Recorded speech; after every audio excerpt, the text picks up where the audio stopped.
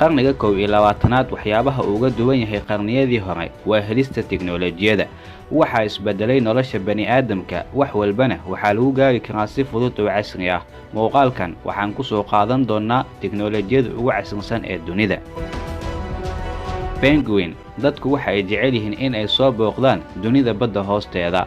Waagii hore waxay ahayd mid qiyaali ah in biyaha hoostooda booqasho loo tago, balse doonta Penguin waxa ay leedahay qolal hoose oo qofka gudaha badda hoosteeda uu sii degi karo. Qolalku waxa ay ka samaysan yihiin dhalo, qofkuna waxa uu si sahal ah ku arki karaa malayga badda hoosteeda dhex dabaalanaya.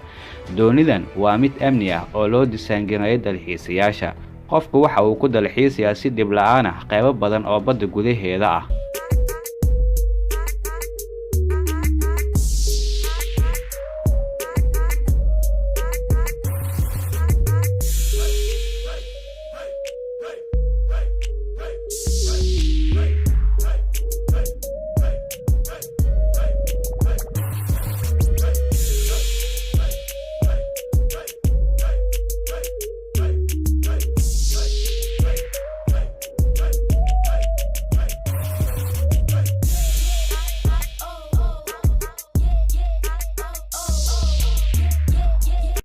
Hydrofoiler X1 aaladani waxaa loo isticmaalaa badda. Qofku waxa uu biyaha ku dhex socon karaa isagoo aanan qoyin.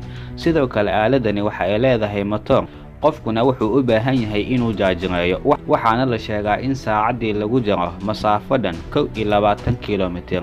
Waa aalad khafiif ah oo xawaaro zaid ah biyaha dhexdooda qofku ugu socon karo.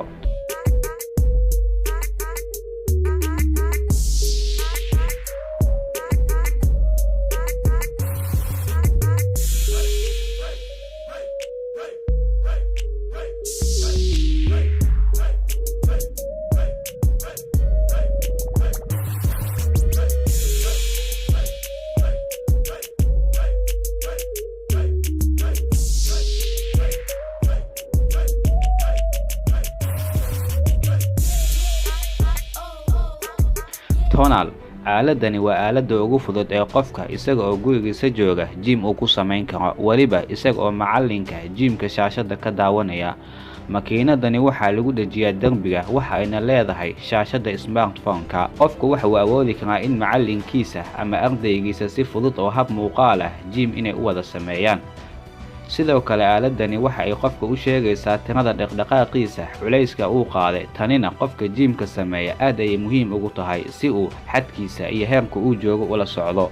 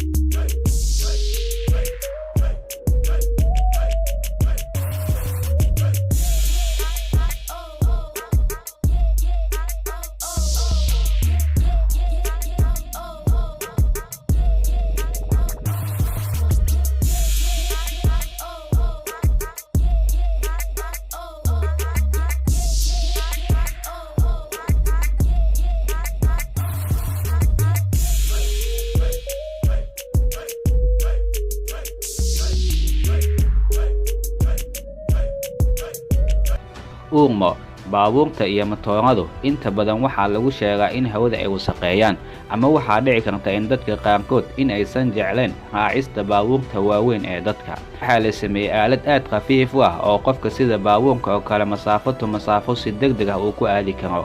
Aaladani Urmo waa aalad isku laabmaysa, qofkuna sida laptopka oo kale gacanta ayuu ku qaadi karaa. aaladani qofku wuxuu ku qasban yahay inuu jaajireeyo, isticmaalkeeduna aad ayuu u fudud yahay. Qofka in aaladda gacanteeda uu gacanta ku qabsado si sax ah ugu istaago waa ay ku filan tahay. Saacadiina waxaa lagu jari karaa aaladani 15 kiiloomitir.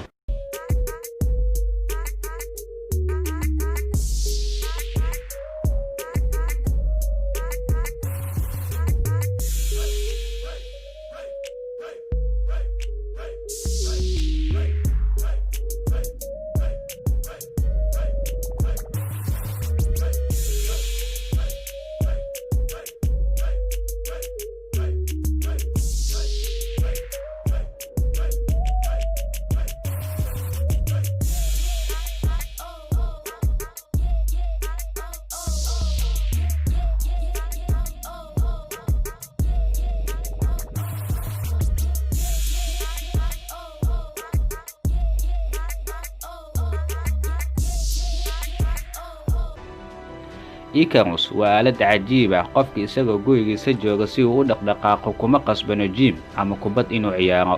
Waxa ugu filan intaasi oo dhan aaladda Icarus in guriga uu keensado. Aaladani qofka markuu ookiyaalka xirto waxa uu gelayaa dunida khiyaaliga. Qofkuna wuxuu aadi karaa buuraha, haddii uu doonana waxa uu ku dabaalan karaa badaha hoostooda ama waxa uu wadi karaa baabuur. Dunida khiyaaliga waxa uu suurto gelinaya qofka ookiyaalaha uu xirtay. Tanina qofka waxay u tahay mid madadaalo ah, jirkiisuna ilaa murqaha qofkuna aad ayuu uga dhaqdhaqaajiyaa. Sida dhabta ahna waa aalad aad u fiican oo buuxin karta booska gym-ka.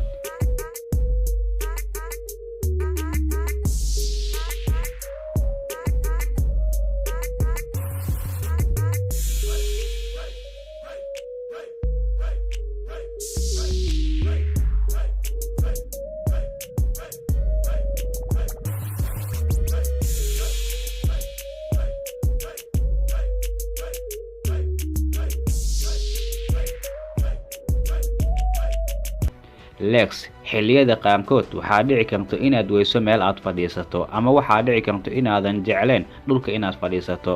Waxaa jira kursi socda legs.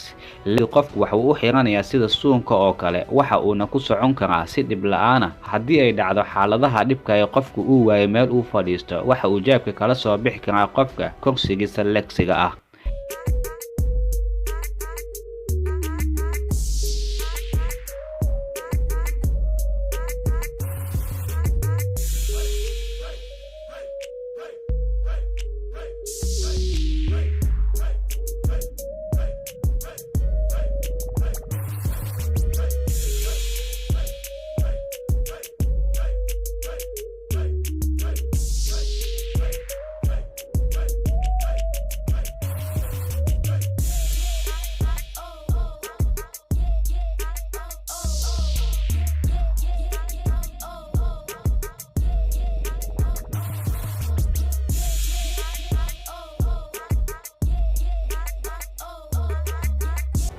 Akabung waa aalad qofka dhulka ka kicinaysa, waxa uuna awoodaa qofka inuu ku socdo isagoo aanan dhulka soo taaban. Haddaba aaladahani aaladee ayaa adiga ku cajab gelisay?